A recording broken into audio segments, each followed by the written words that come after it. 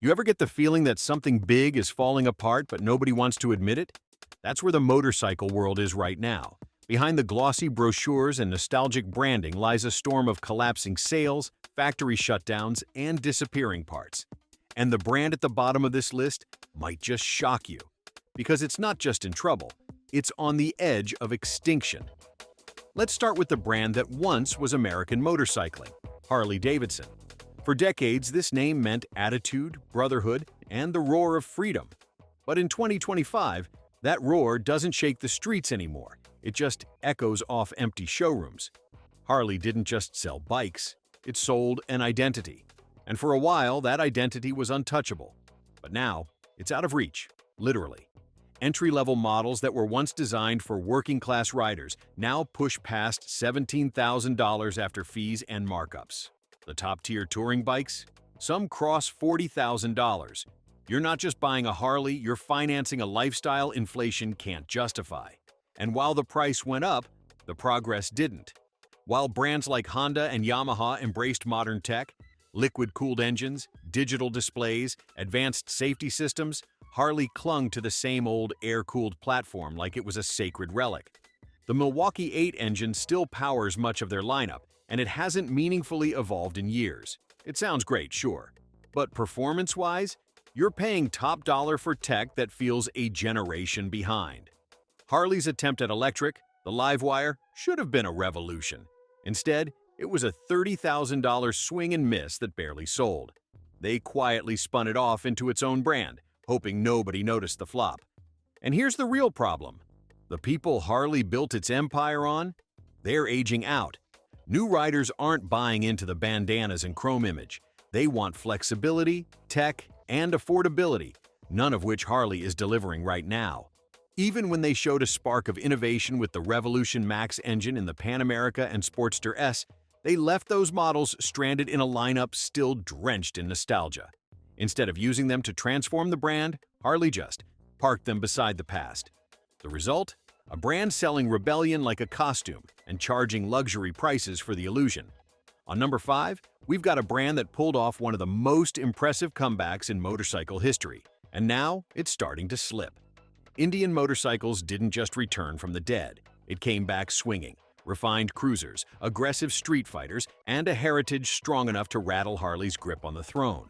In 2023, the company quietly retired its iconic multicolor headdress logo, one of the most recognizable emblems in motorcycling. The new version? Monochrome, corporate, and emotionally flat. Indian called it rebranding. Riders called it erasure. And that's where things started to crack. See, in this space, meaning matters. People don't buy bikes like they buy appliances. They buy into identity, legacy, symbolism.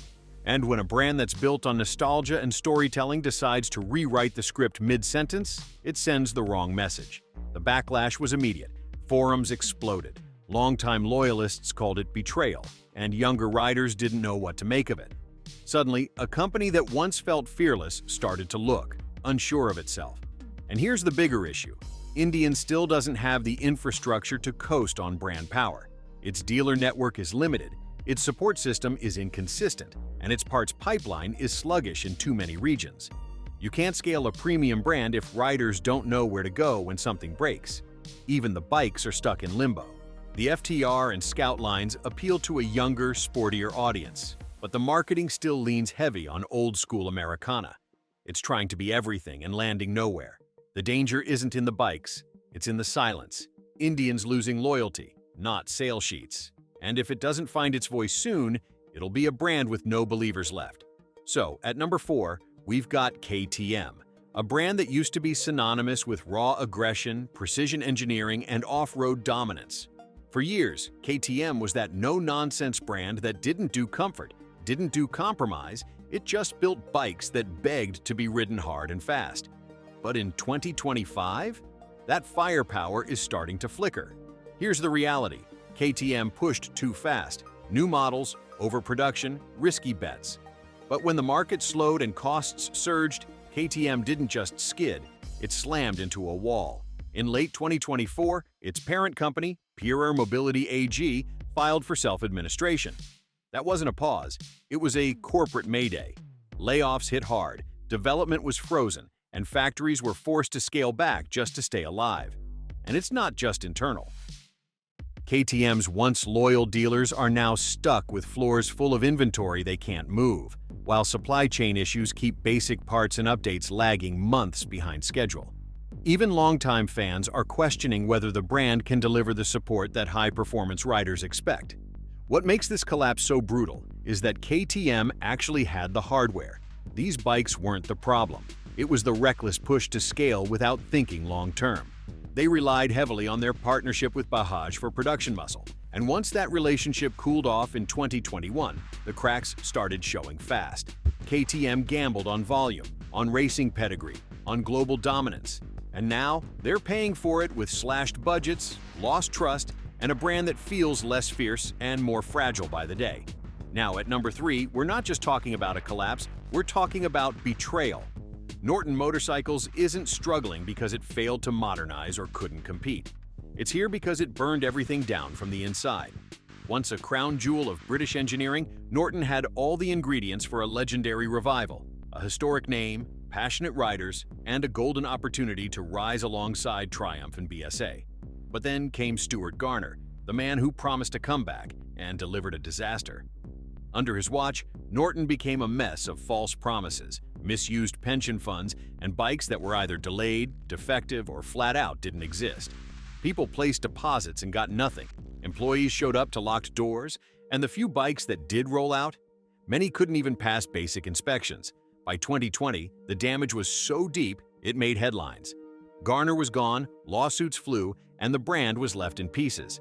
Then came TVS Motor Company, a major player from India who swooped in, bought the remains, and promised to clean up the wreckage. To their credit, TVS built new headquarters, invested real money, and unveiled the V4 SV Superbike as a statement piece. But rebuilding trust isn't as simple as showing off carbon fiber, and refunds are still pending. Most riders can't even find a dealer.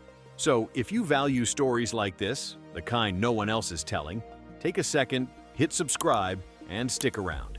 This channel is built for riders who want the full truth, not the brochure version. Norton's biggest problem now isn't engineering, it's memory. People remember the scandal, the deception, and that kind of reputation doesn't get wiped clean with a rebrand or a new model. TVS may have the resources to keep Norton alive. Without big wins, they're just keeping lights on in a showroom no one visits anymore. Coming in at number 2, we've got a name that might catch you off guard: Mitsubishi. Most people know them for cars, maybe air conditioners, but motorcycles? That part of their history has almost vanished. And honestly, that's exactly the problem. Back in the 1950s and 60s, Mitsubishi was in the game. They built scooters and small bikes under the Silver Pigeon name and tried to compete with giants like Honda and Yamaha. And for a while, they held their own. The bikes were practical, reliable, and backed by serious industrial muscle. But as the motorcycle wars heated up in Japan, Mitsubishi didn't fight. They folded. There was no dramatic crash, no public meltdown. They just disappeared. No official exit, no final model rollout, just a slow, quiet fade into irrelevance, while the rest of Japan's motorcycle industry roared ahead. Fast forward to today, and rumors of a comeback still pop up. Patent filings, electric bike sketches, talk of using their car tech to break into the EV market. But none of it has led anywhere. There is no production or any launch plans, just scattered whispers with nothing to show for it. The truth is, Mitsubishi didn't collapse, they ghosted. And now, in 2025, they're stuck in a strange limbo. Their motorcycle legacy is gathering dust, and whatever brand equity they had in this space is long gone. The few people who remember it are collectors or historians, not customers. Their car business is struggling, and the motorcycle side hasn't even tried to come back. And if Mitsubishi doesn't move soon, it'll stay exactly where it is, a forgotten name in an industry that's already moved on. At number 1, this isn't just a struggling brand. It's a legend bleeding out. Moto Guzzi, founded in 1921, once built bikes full of raw character and charm. But today, charm doesn't cut it. Most of their models still run outdated air-cooled engines from the 1970s, with barely any modern features. They tried to break the cycle with the V100 Mandello, but one delayed, overpriced bike can't save the entire brand. Production is low, parts are hard to find, and dealers are rare. Piaggio, the parent company, is too busy pushing Vespa and Aprilia to care. What's left is a fading brand with a loyal but shrinking fan base, clinging to the past while the industry moves on. Guzzi didn't crash. It just stopped evolving. Thinking of buying one? You might want to reconsider. Subscribe now to stay ahead of the truth, because in this industry, nostalgia alone won't keep the wheels turning.